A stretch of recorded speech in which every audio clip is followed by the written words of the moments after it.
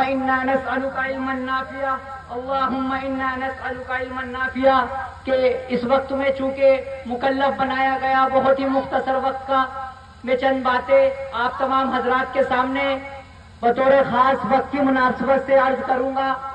کہ سب سے پہلے میں بتا دوں کہ ہر دور کے اندر تعلیم ہی انسان کی ترقی کی ضمانت رہی ہے، کہ جس قوم کے اندر تعلیم نہیں رہتی وہ قوم من حیث القوم باعزت زندگی کو نہیں گزارتی، کہ جس قوم کے اندر تعلیم کا فقدان ہو جاتا ہے، تعلیم سے عاری ہو جاتی ہے، تو وہ قوم من حیث القوم باعزت زندگی نہیں گزارتی، اور جو قوم تعلیم یافتہ ہوتی ہے، جس قوم کے اندر تعلیم ہوتی ہے تو وہ من حیث القوم باعزت زندگی گزارتی ہے۔ کہ دوستو ہمیں دو باتوں کی زیادہ اس وقت میں نازک حالات میں توجہ کی ضرورت ہے۔ نمبر ایک، ہمیں ضرورت ہے کہ جہاں ہم خود اپنے بچوں کی اسکول کی، کالجز کی، یونیورسٹیز کی باتیں کرتے ہیں اور ہمیں کرنی چاہیے، یہ وقت کا تقاضا ہے، وقت کی ضرورت ہے، لیکن ساتھ ہی ساتھ میں آپ سے کہنا چاہتا ہوں کہ یہ جو دینی تعلیم ہے یہ ہمارا مقصد زندگی ہے۔ جو دنیاوی تعلیم ہے یہ صرف وقت کی ضرورت ہے، لیکن جو دینی تعلیم ہے وہ ہمارا مقصد زندگی ہے۔ ہمیں کبھی بھی اس بات کو فراموش نہیں کرنا چاہیے اور اس بات سے کبھی آشنا نہیں رکھنا ہے اپنے بچوں کو کہ جو ہماری تعلیم ہے وہ اصل تعلیم ہماری دینی تعلیم ہے، جس تعلیم کی بنیاد پر ہمارے زندگی بننے کا، سنورنے کا جو اصل بنیادی مقصد ہے وہ دینی تعلیم پر ہے۔ کہ دوستو اگر ہم نے دینی تعلیم میں لاپرواہی کی تو یاد رکھیے کہ ہم مجرم ہوں گے اور کل قیامت کے دن اللہ تعالیٰ کو جواب نہ دے سکیں گے۔ کہ اس لیے جو میرے بھائی، جتنے بھی میرے بھائی ہیں جو یہاں بزرگ موجود ہیں، میں ان سے کہنا چاہتا ہوں کہ جو آپ کے بچے اسکول اور کالجز میں پڑھتے ہیں کہ خدا را کم سے کم ہمارے اتنے الحمدللہ مکاتب ہیں، مدارس ہیں، مساجد ہیں کہ کم سے کم 1 گھنٹہ اس میں اپنے بچوں کو بھیجیے، اور میرے تمام بھائیوں سے درخواست ہے کہ اس کے اندر جائیے، 1 گھنٹہ دینی تعلیم حاصل کریے، کہ خدا را کم سے کم عقائد سے واقف ہوئیے۔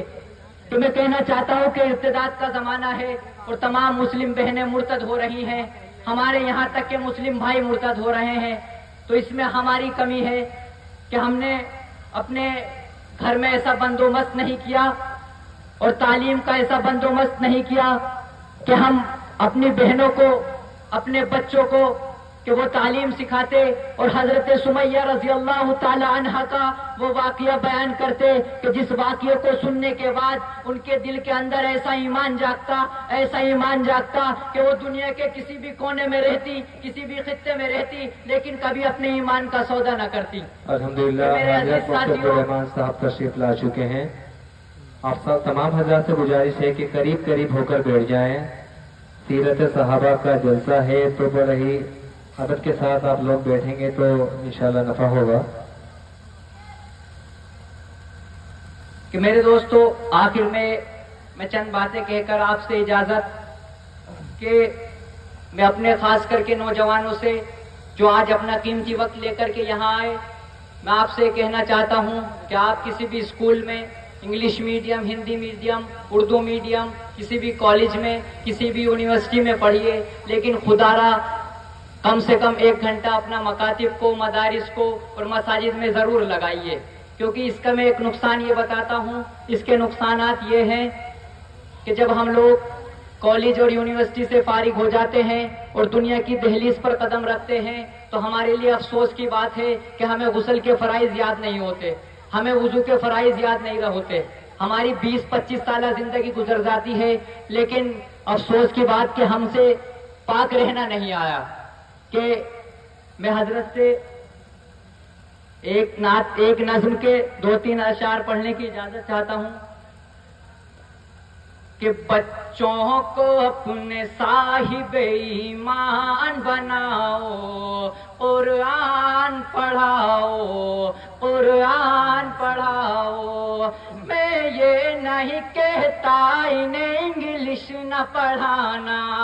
ڈی ایم بھی کمشنر انہیں کپتان بنانا، ہاں پہلے مگر دین کے ارکان سکھاؤ، ماشاءاللہ ماشاءاللہ ماشاءاللہ۔ کہ بی ایڈ بھی کرانا انہیں MBA کرانا بی ایڈ بھی کرانا انہیں MBA کرانا جنت میں اگر جنت اعلیٰ کو ہے پانا جنت میں اگر جنت اعلیٰ کو ہے پانا ہے شرط مگر پہلے مسلمان بناؤ قرآن پڑھاؤ اور آخری شعر پڑھ کر آپ سے اجازت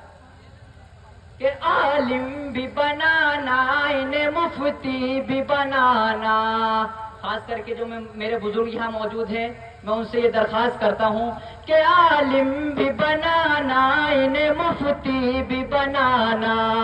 جنت میں اگر جنت اعلیٰ کو ہے پانا کہ پھر بچوں کو تم حافظ قرآن بناؤ قرآن پڑھاؤ